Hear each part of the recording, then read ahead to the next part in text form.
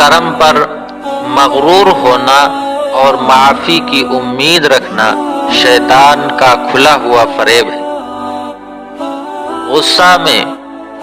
غصہ صرف ایک وقتی اشتعال ہے، مگر اس کا انجام آدمی کو برسوں بھگتنا پڑتا ہے۔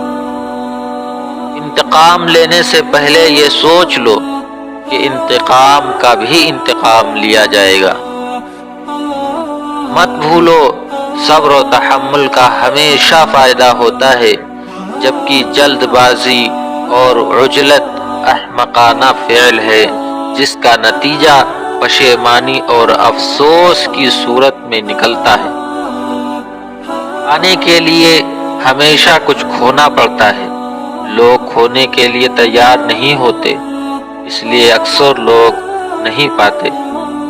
مشکوک چیز پر اعتماد نہ کرو، اور جو چیز محال ہو اس پر بھی یقین نہ کرو، اور جو چیز تمہاری تقدیر میں نہ ہو اس پر افسوس نہ کرو۔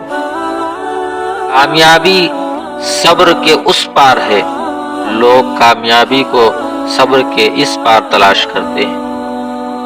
ہاتھی کی خاموشی کتے کی 1000 بھونک کے اوپر بھاری ہے۔ ناراض ہونے کے خیال سے حق بات دوست کو نہ بتانا حق دوستی نہیں۔